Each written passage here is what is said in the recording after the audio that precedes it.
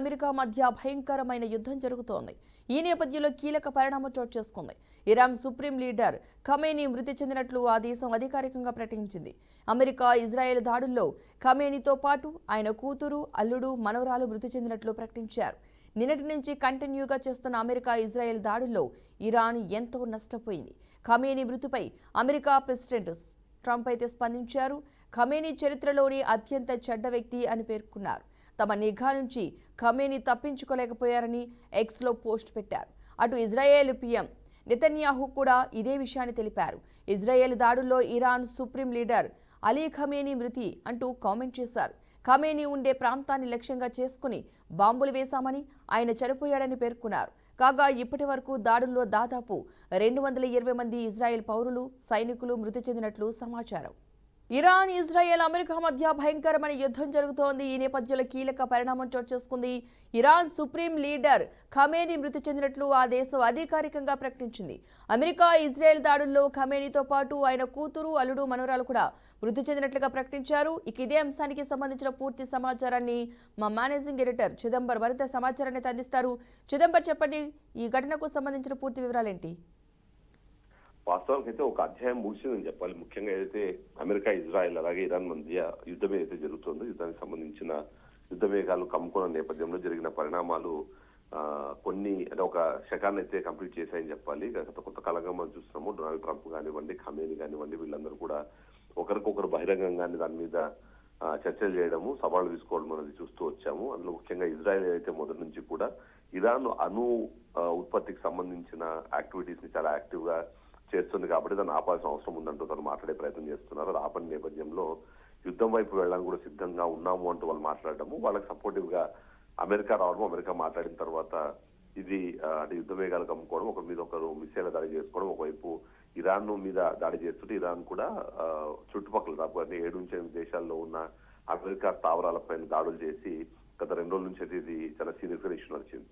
అయితే ఫైనల్ గా మాత్రం ఇవాళ ఖమేనీ మృతి చెందినట్టుగా కూడా అమెరికా అధ్యక్షుడు డొనాల్డ్ ట్రంప్ తన ట్రూత్ సోషల్ పోస్ట్ ఏవైతే ఉందో అందులో పెట్టాడు. ఇక ఇరాన్ ప్రజలకు దేశాన్ని తిరిగి స్వాధీనం చేసుకునే అవకాశం ఇస్తున్నాము, అవసరమైనంత కాలం మేము బాంబు దాడులు జరుగుతాయని హెచ్చరిస్తూ ఇలాంటిది ఒకటి చెప్పడం. అంతేకాకుండా ఏదైతే ఇజ్రాయెల్ ప్రధాని బెంజమిన్ నెతన్యాహు కూడా దాడులు చేసిన దాన్ని సమర్థించడంతో పాటు ఇరాన్ మెయిన్ లీడర్ ఎవరైతే సుప్రీం లీడర్ ఉన్నారో సుప్రీం లీడర్ చనిపోయారన్న విషయానికి సంబంధించిన ఇన్ఫర్మేషన్ కూడా కన్ఫర్మ్ చేశారు. అందులో అయతుల్లా అలీ ఖమేనీకి సంబంధించి ఆయనతో పాటు ఆయన కూతురు, అల్లుడు అలాగే మనవరాలు వీళ్ళందరూ కూడా చనిపోయినట్టు చెప్పడము. అంతేకాకుండా ఇరాన్ రక్షణ మంత్రి ఎవరైతే అమీర్ నాసిర్ దాజే ఉన్నారో ఆయన, అలాగే IRGCకి సంబంధించిన కమాండర్లు మొత్తం మీద ఒక 40 మందికి పైగా సీనియర్ అధికారులందరూ కూడా ఈ దాడిలోనే మరణించినట్టుగా చెప్పారు. అంతేకాకుండా దీన్ని ఇరాన్ అధికారిక మీడియా IRNFS లాంటివి కూడా కన్ఫర్మ్ చేస్తే మార్చి 1వ తారీఖు తెల్లవారుజామున ఖమేనీ చనిపోయినట్టుగా చెప్పారు. ఆయన ఏదైతే టెహ్రాన్ లోని తన ఆఫీస్ లో కానివ్వండి లేదా ఆ కాంపౌండ్ లో ఉన్నప్పుడు ఇజ్రాయెల్ ఎయిర్ స్ట్రైక్స్ చేసి ఆ ఎయిర్ స్ట్రైక్స్ లో చనిపోయారని చెప్పడం. అంతేకాకుండా దీన్ని అమెరికా జియోనిస్ట్ దాడిగా కూడా వాళ్ళు చెప్పి ఆయన అందులో షహీద్ అయ్యారన్నట్టు కూడా ఇరాన్ సంబంధించిన వాళ్ళు చెప్పడము. దీని కారణంగా ఈ ఓవరాల్ గా చూస్తే మాత్రం ఈ దాడుల్లో 200 మందికి పైగా మరణించారు అన్న దానికి సంబంధించిన సమాచారం అందుతుంది. ఇక ప్రభుత్వం కూడా సుప్రీం లీడర్ చనిపోయారు కాబట్టి 40 రోజుల పాటు సంతాప దినాలు, ఒక 1 వీక్ పాటు పబ్లిక్ హాలిడే కూడా ఉంటుంది అని చెప్పడము కనిపిస్తుంది. అయితే దీంతో యుద్ధం ముగిసినట్టు కాదు. ఇరాన్ ప్రతీకారంగా ఇజ్రాయెల్ పైన అలాగే అమెరికా స్థానాల పైన మిసైల్స్ అలాగే డ్రోన్ దాడులు అన్నది కంటిన్యూ చేస్తుంది. గల్ఫ్ దేశాలు ముఖ్యంగా సౌదీ అరేబియా, UAE లాంటివి ఇప్పటికీ ఇబ్బందులు పడుతున్న పరిస్థితి ఉంది. వాళ్ళ ఎయిర్ స్పేస్ ని మూసివేసాయి కానీ బట్ అయినా సరే వెనక దగ్గర పరిస్థితి. బట్ ఒక్కసారి మనము అయతుల్లా అలీ ఖమేనీకి సంబంధించి చూసినప్పుడు ఆయన 1939లో ఆయన పుట్టారు. అప్పటి నుంచి ఇప్పటిదాకా కూడా ఏదైతే 12 షియా మార్జా అనే రాజకీయవేత్త దగ్గర ఆయన పనిచేయడము, 1989 నుంచి 2026 వరకు కూడా ఆయన ఇరాన్ 2వ సుప్రీం లీడర్ గా ఉన్న పరిస్థితి మనకు కనిపిస్తుంది. ఓవరాల్ గా చూస్తే మాత్రం ఆయన లైఫ్ కూడా అంతేం సింపుల్ గా లేదు.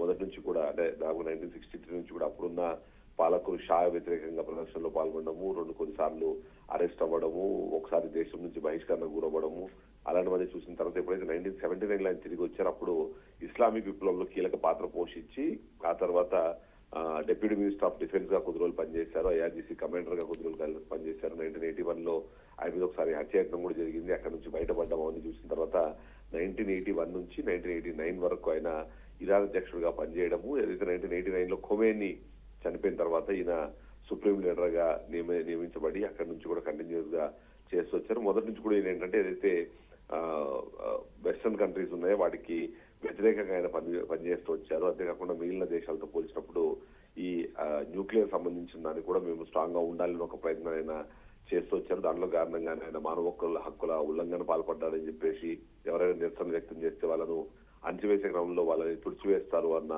ఆరోపణలన్నీ వినిపిస్తుంటాయి. ఆ విధంగానే ఆయన మీద కొన్ని ఉన్నాయి. బట్ ఫైనల్ గా మాత్రం గత కొంతకాలంగా ఏదైతే ఖమేని చెప్తూ వచ్చారో అమెరికాకు మేము భయపడేది లేదు, అవసరమైతే యుద్ధానికి సిద్ధంగా ఉన్నామని, కానీ ఆ మిగిలినన్నిటికీ మాత్రం ఒక ఫుల్ స్టాప్ పడిందని చెప్పాలి. ఖమేని మృతి చెందారు, ఆయన కూతురు, అల్లుడు, అలాగే మనవరాలతో సహా. అది మనకి లేటెస్ట్ గా update Padma. Right, thank you Chidambar. Iran, Israel, America మధ్య భయంకరమైన యుద్ధం జరుగుతోంది. ఈ నేపథ్యంలో కీలక పరిణామం చోటు చేసుకుంది. ఇరాన్ సుప్రీం లీడర్ ఖమేని మృతి చెందినట్లు ఆ దేశం అధికారికంగా ప్రకటించింది. అమెరికా, ఇజ్రాయెల్ దాడుల్లో ఖమేనితో పాటు ఆయన కూతురు, అల్లుడు, మనవరాలు కూడా మృతి చెందినట్లు ప్రకటించారు. నిన్నటి నుంచి కంటిన్యూగా చేస్తున్న అమెరికా, ఇజ్రాయెల్ దాడుల్లో ఇరాన్ ఎంతో నష్టపోయింది. ఖమేని మృతిపై అమెరికా ప్రెసిడెంట్ ట్రంప్ అయితే స్పందించారు. ఖమేని చరిత్రలోని అత్యంత చెడ్డ వ్యక్తి అని పేర్కొన్నారు. తమ నిఘా నుంచి ఖమేని తప్పించుకోలేకపోయారని ఎక్స్లో పోస్ట్ పెట్టారు. అటు ఇజ్రాయెల్ పీఎం నెతన్యాహు కూడా ఇదే విషయాన్ని తెలిపారు. ఇజ్రాయెల్ దాడుల్లో Iran supreme leader Ali Khamenei మృతి అంటూ కామెంట్ చేశారు. ఖమేని ఉండే ప్రాంతాన్ని లక్ష్యంగా చేసుకుని బాంబులు వేశామని, ఆయన చనిపోయాడని పేర్కొన్నారు. కాగా ఇప్పటి వరకు దాడుల్లో దాదాపు 220 మంది ఇజ్రాయెల్ పౌరులు, సైనికులు మృతి చెందినట్లు సమాచారం. రైట్, ఇదే అంశానికి సంబంధించి మరింత వివరణ విశ్లేషణ అందించడానికి సీనియర్ అనలిస్ట్ పుల్లారావు గారు కూడా జూమ్ లైవ్ లో సిద్ధంగా ఉన్నారు. పుల్లారావు గారు నమస్తే అండి. నమస్కారం. ఓకే, ఈ యుద్ధానికి సంబంధించి, ఇజ్రాయెల్ అమెరికాకి సంబంధించిన యుద్ధానికి సంబంధించి ఈ ఘటన మనం ఏ విధంగా చూడాలి? ఆల్రెడీ ఖమేని మృతి చెందడం కూడా జరిగింది కాబట్టి ఇది చాలా క్విక్గా జరిగిపోయింది. ఆయన దాయలేకపోయారు. యుద్ధం వస్తే ఎక్కడో దృశ్యం కనపడకుండా చేశారు. ఆయనే టార్గెట్. ఇజ్రాయెల్ చేసిన గత 2 సంవత్సరాల్లో మీరు కొద్దిగా రివ్యూ చేస్తే ఎవరైతే పెద్దవాళ్ళు ఉన్నారో వాళ్ళందరిని చంపేశారు. ఎందుకంటే పూర్తిగా ఇరాన్ ప్రభుత్వం, ఇరాన్ రక్షా శాఖలో అందరినీ వాళ్ళు పెనిట్రేట్ చేశారు. పెనిట్రేట్ అంటే వాళ్ళ మనుషులు అక్కడ పెట్టుకున్నారు, గూఢాచారులు ఉన్నారు, వీడు ఇక్కడ ఉన్నారు, వాడు అక్కడ ఉన్నారు, వాడు బ్రతికిది అన్నిటి. యుద్ధం స్టార్ట్ అయిన 10 గంటల్లోనే చంపేశారు. అంటే వాడు ఏ బంకర్లో దాక్కున్నా, ఎక్కడ దాక్కున్నా, వాడు బయటకు వచ్చే సమయం ఏంటి అన్నీ తెలుసుకుని చంపేశారు. ఇప్పుడు ఏమైంది? అతను చంపకూడదు. 37 సంవత్సరాలు బట్టి ఆ ఖమేనీయే పరిపాలిస్తున్నారు. అది పూర్తి డిక్టేటర్షిప్.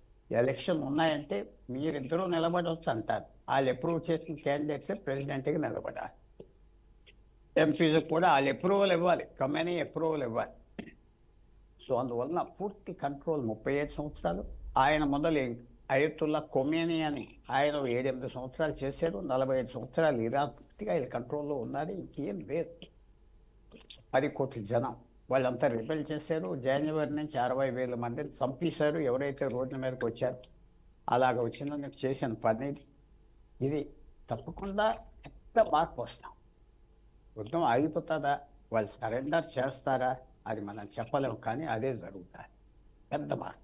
వాళ్ళు నాయకుడు అనేవాడు తీశారు. డిఫెన్స్ మినిస్టర్ కూడా చంపేశారు. చాలామందిని చంపేశారు. ఇవాళ రేపు ఇంకా అక్కడ సీక్రెట్గా చాలా మందిని చంపేస్తారు. కింద లెవెల్, పై లెవెల్ చాలా మందిని చంపేస్తారు. లీడర్షిప్ లేకుండా చేస్తారు. ఎప్పుడైనా ఇలాంటి లీడర్షిప్, స్వతంత్ర ప్రజాస్వామ్యం లేని చోట, ఇండిపెండెంట్ థింకింగ్ లేని చోట ఉంటే పైవాడిని తీసేగానే 2-3 ఉంటారు, వాళ్ళని కూడా తీసేగానే కొలాప్స్ అయిపోతారు. ఇది కొలాప్స్ అయిపోతుంది అని నేను అనుకుంటాను. యుద్ధం తొందరగా ఆగిపోతుంది అని నేను అనుకుంటాను. మిగతా దేశాలు కూడా వెనక్కి ఉన్నాయని ముందరకు వచ్చేస్తాయి. సౌదీ అరేబియా అందరూ కూడా రెచ్చగొడతారు.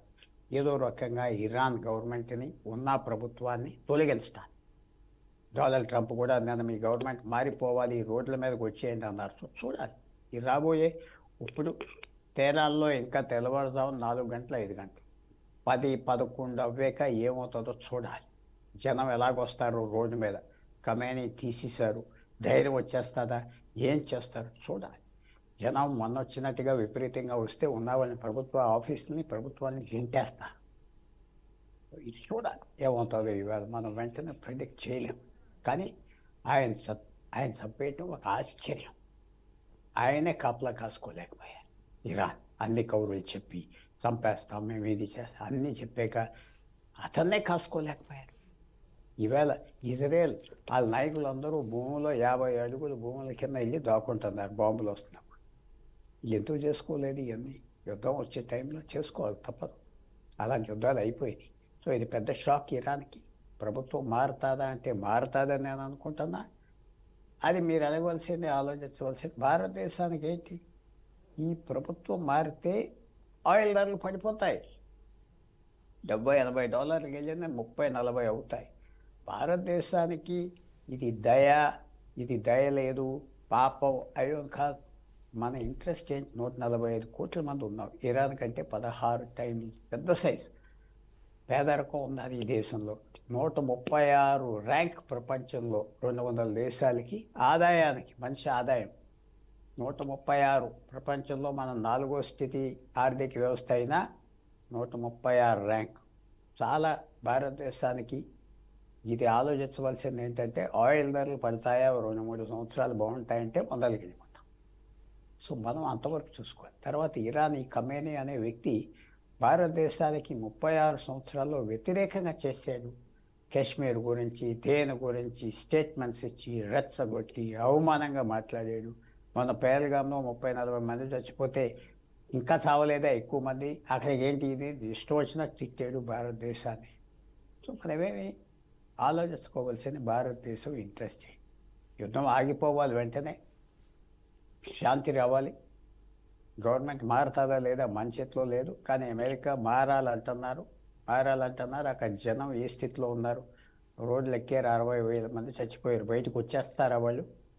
ఇదే అవకాశం అనుకుని చూడాలి ఏమవుతుందో. ఈవేళ చాలా ముఖ్యమైన రోజు. ఓకే, దీన్ని బట్టి టోటల్గా మనం ఏం అర్థం చేసుకోవచ్చు అంటారు? అంటే ఇలాంటి సిచ్యువేషన్ ఇప్పుడు ప్రజలకు అక్కడ చాలా ఫ్రీడమ్ వచ్చింది కాబట్టి, చాలా ఎప్పటి నుంచో పడుతున్న బాధకు ఒక విముక్తి కలిగింది కాబట్టి వెంటనే ఏదో అక్కడ బంగారమైన భూమి అయిపోతాం, అరాచకం వస్తుంది. ఇరాక్లో ఇలాగే సదాం హుసేన్ తీశారు 20 సంవత్సరాలు, అరాచకం వచ్చింది. ఇది ఎలాగ ట్రాన్సిషన్ ఎలా చేస్తారు? అమెరికా వచ్చి గవర్నమెంట్ పెట్టలేదు, మేము పెట్టమన్నారు. అక్కడ స్థానికులు ఎవరు వస్తారు ముందు? మాజీ కింగ్ ఉన్నాడు, రాయల్టీ రాజా, 45 సంవత్సరాల క్రితం అతను తీసేశారు, అని కొడుకున్నాడు. అతనికి స్థలం ఇస్తారంటే ఇవ్వరు, చాలు. కొత్త ఫోర్సెస్ ఏమొస్తాయి? దేశం విడిపోతుందా?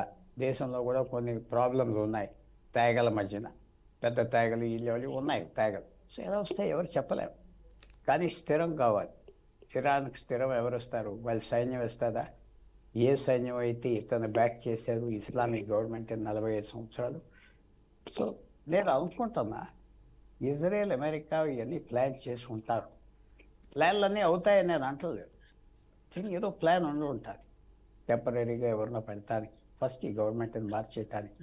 ఇది నిజంగా ఈవేళ అనుకున్న పరిణామాలు వస్తే, అనుకున్న పరిణామాలు అంటే ఇలా జనం రోడ్డు మీదకి వచ్చేయటం, తొలగించేయటం గవర్నమెంట్ని వస్తుందా చూడాలి. మనం ఇలాంటి ప్రిడిక్షన్స్ జ్యోతిష్యం చెప్పినప్పుడు చాలా జాగ్రత్తగా చెప్పాలి. ఎందుకంటే ఏ పక్కన వెళ్తారు, ఏ మలుపు వెళ్తారు మనం చెప్పలేం. కానీ ఇది పెద్ద షాక్, అనుకోని షాక్. ఇరాన్ గవర్నమెంట్ 12 గంటల యుద్ధం స్టార్ట్ అయినప్పుడు వాడిని చంపేశారు. 35 సంవత్సరాలు పరిపాలించిన వాడిని దాయలేకపోయారు.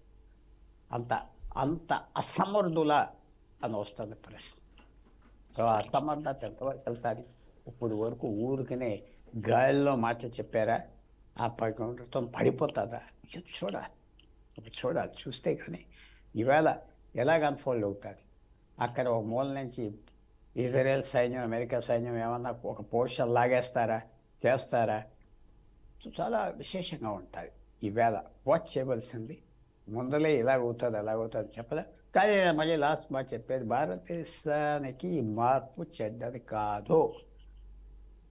మనకి పర్షియాకి, ఇరాన్కి మంచి సంబంధాలు ఉండేవి 100 సంవత్సరాలు. ఈ ప్రభుత్వాలు వచ్చాక మనకి చెడిపోయింది. వాళ్ళంతా రిలీజియస్ ప్రకారంగా తీసుకుంటున్నారు. అలాగే సౌదీ అరేబియా, కువైట్ వీళ్ళందరికీ కూడా ఇరాన్ పడిపోవాలి, ఈ ప్రభుత్వం పడిపోవాలని వెనకాల ఉన్నారు. వాళ్ళు కూడా అమెరికాని, ఇజ్రాయెల్ని రెచ్చగొట్టారు కనపడకుండా. సో ప్రాంతంలో పెద్ద చేంజ్ వస్తుంది, ప్రపంచంలో పెద్ద చేంజ్ వస్తుంది. చైనాకి ఆయిల్ మార్కెట్ రేట్లో సగం రేటుకి అమ్మేది ఇరాన్, అవన్నీ పోతాయి ఇప్పుడు చైనాకి ఇది పెద్ద నష్టం, రష్యాకు కూడా పెద్ద నష్టం. ఎందుకంటే ఇంకా ఆయిల్ మార్కెట్లోకి వస్తుంది, ధర పడిపోతుంది. సో పెద్ద మార్పు వస్తుంది. ఈవేళ చూడాలి, కానీ నేనేదో తొందరగా చెప్పేసా మార్పు వచ్చేసిందని కాదు, చూడాలి. కానీ మార్పు రావటానికి మాత్రం అన్ని కండిషన్ కనపడి. ఓకే, ఈ ఘర్షణ వల్ల మధ్య ప్రాచ్యాత్య దేశాల ఆర్థిక పరిస్థితిపై ఎలాంటి ప్రభావం పడే అవకాశం ఉందనుకోవచ్చు అంటారు? అంటే మిడిల్ ఈస్ట్ దేశాల మీద అంటారా? ఆ, అది చెప్పలే, వాళ్ళందరూ హ్యాపీగా ఉంటారు. ఎందుకంటే ఇరాన్ బాగా డబ్బున్న దేశం, ప్రపంచంలో 3వ స్థానంలో ఉన్నది పెట్రోలియం చమురు ఉన్న ఆస్తి. వాళ్ళు సౌదీ అరేబియా మీద, కువైట్ మీద, ఈ అన్ని దేశాల్లో వాళ్ళు జోర్డన్ మీద రెచ్చగొట్టి అక్కడ ఉన్న జనాన్ని ఈ రాజులు ఎవరు వాళ్ళెవరు ఎవరిచ్చారు ఈ ఆస్తులు తోసేయండి అని వాళ్ళకి డబ్బులు ఇవ్వటం, పెద్ద ఆర్మీలను పంపటం, అవన్నీ చేయటం జరిగింది. హమాస్ని వాళ్ళే డబ్బిచ్చి పెంచారు 20 సంవత్సరాలు, హిజ్బుల్లా లెబనాన్లో 30 సంవత్సరాలు పెంచారు. సో అక్కడ ఆ పలుకుబడి ఉన్న వ్యక్తి పోతాడు, ఆ దేశం పోతాడు. సో అక్కడ శాంతి వస్తుంది. డబ్బులు ఇచ్చి రెచ్చగొట్టి చేసేవాళ్ళు ఉండరు. ఇంకా ఆ లాస్ కూడా అంతే. కానీ ఇలాంటి విషయాల్లో ఎప్పుడు ఏ మలుపు తిరుగుతుందో మనం చెప్పాలి. అనుకున్నది ఒకటి, అవ్వేది ఒకటి. అనుకున్నదే అవ్వటం చాలా కష్టం. కానీ ఈ 47 సంవత్సరాలు బట్టి ఇలాంటి పరిస్థితి ఉన్నది కాబట్టి ఈయన తీసేయటం కూలిపోతుందా మొత్తం గవర్నమెంట్? పారిపోతారా అందరూ ఉన్నవాళ్ళు? పారిపోవచ్చు, అందరూ పారిపోవచ్చు. ఎందుకంటే అక్కడ ప్రజల కోపం అన్నది. ఆ సైన్యంలోనూ కూడా సగం మంది తిరుగుబడతాను చేస్తారు. ఏం చేస్తారు? బాగా ఇజ్రాయెల్, అమెరికా వాళ్ళ ఇంటెలిజెన్స్ ఏజెన్సీస్ పూర్తిగా పెనెట్రేట్ చేశారు. ప్రతి ఒక్కరి సంగతి తెలుసు, వాళ్ళకి గూఢాచారులు ఉన్నారు, ఇన్ఫర్మేషన్ వస్తుంది.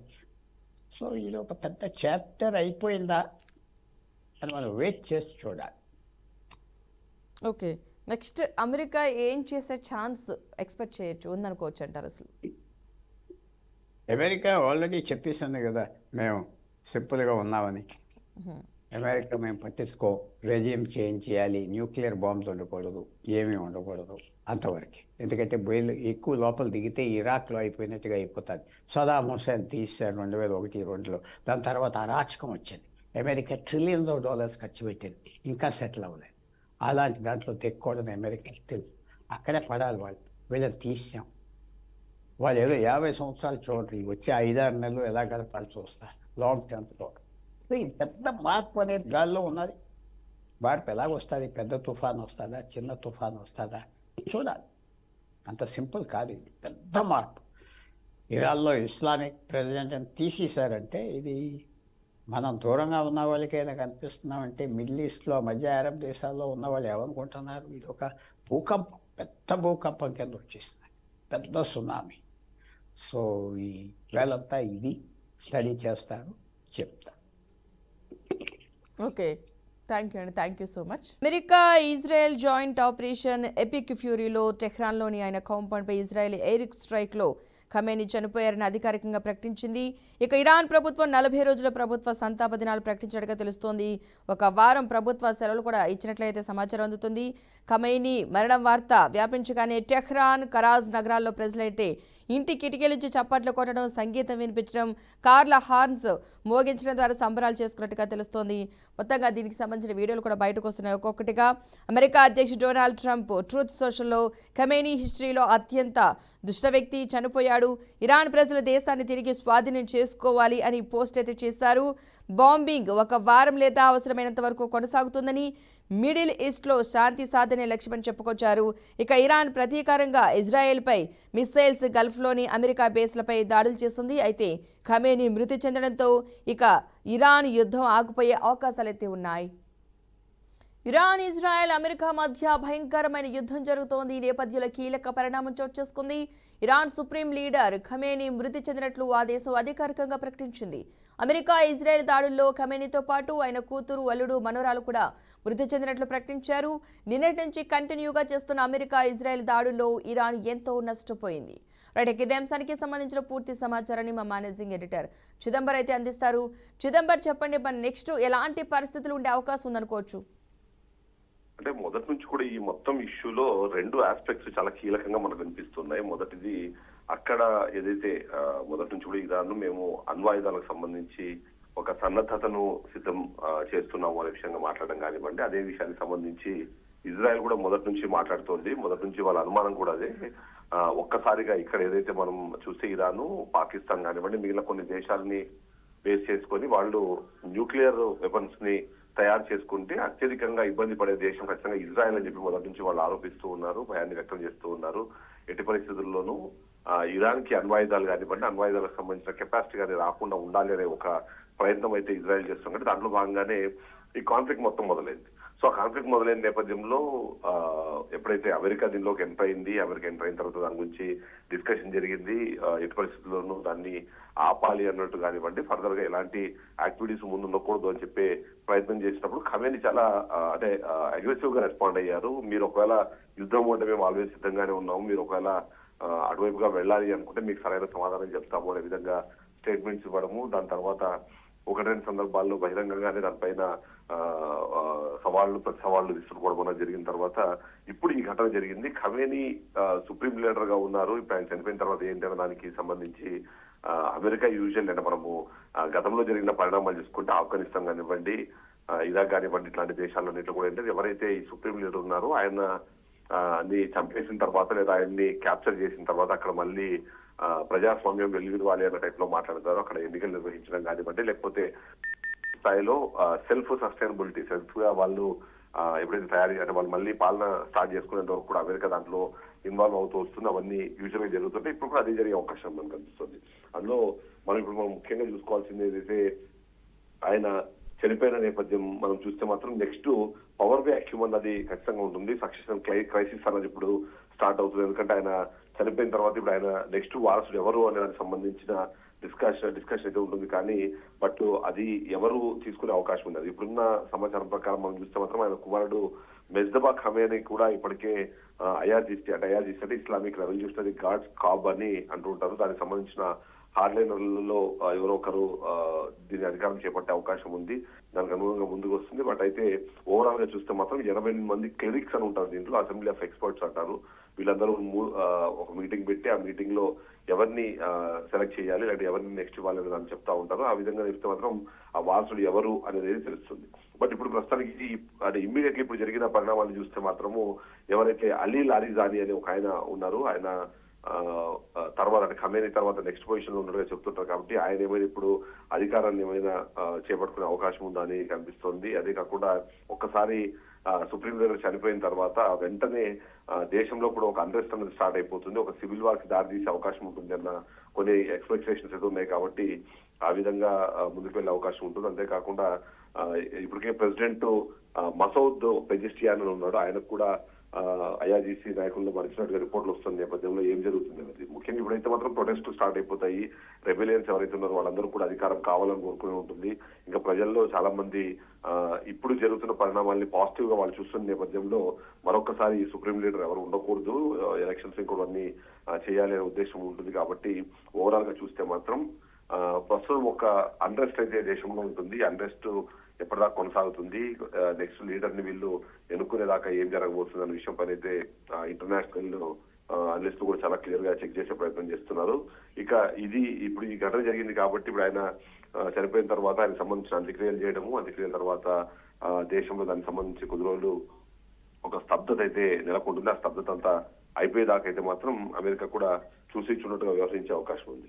ఓవరాల్ చూస్తే మాత్రం ఇప్పుడు ఇజ్రాయెల్ అలాగే యుఎస్ దీన్ని ఎలా తీసుకుంటుంది, దీన్ని నెక్స్ట్ దానికి సంబంధించి ఇంటర్నల్ పాలిటిక్స్ లోకి ఎలా ఇన్వాల్వ్ అవుతుంది అన్న విషయం పైన కూడా చాలా చెక్ చేస్తున్నారు. అంతేకాకుండా ఈ హెవీ బాంబింగ్ కంటిన్యూ అవుతుంది అని వాళ్ళు చెప్తున్న నేపథ్యంలో కొత్తగా ఎవరైనా ఇప్పుడు ఆ ప్లేస్ కి వచ్చి ఏదైతే మొదటి నుంచి కూడా ఇజ్రాయెల్ కానివ్వండి యుఎస్ కానీ డిమాండ్ చేస్తున్నట్టుగా ఆ ఇష్యూని మేము అడ్రస్ చేస్తామని చెప్పే వరకు కూడా అక్కడ డెఫినెట్లీ బాంబింగ్ అనేది కంటిన్యూ అవుతుంది వాళ్ళు చెప్తున్న నేపథ్యంలో ఏం జరగబోతుందన్న క్వశ్చన్ అయితే ఖచ్చితంగా ఉంది. ఇక ఇజ్రాయెల్ ఎలా చూస్తుంది, ముఖ్యంగా రష్యా కానివ్వండి, చైనా కానివ్వండి, ఆ దేశాలు ఇప్పుడు అక్కడ లీడర్ లేకపోవడం వల్ల ఏదైతే వ్యాక్యూమ్ ఉందో ఆ వ్యాక్యూమ్ ని ఫిల్ చేసి దానికి ఏమైనా సపోర్ట్ చేసే అవకాశం ఉందా అన్న ఒక పాయింటింగ్ ఉంది. అంతేకాకుండా వెపన్స్ కానివ్వండి, లేకపోతే డిప్లొమాటిక్ బ్యాంకింగ్ ఏమైనా ఇది ఇస్తుందా, ఇచ్చే నేపథ్యంలో right. Cold war like tensions ని కూడా ఉండే అవకాశం ఉంది. కాబట్టి వాటిని ఎట్లా డీల్ చేస్తారన్నది అయితే మనం చూడాల్సిన అవసరం అయితే కనిపిస్తుంది. Right, thank you Chidambar.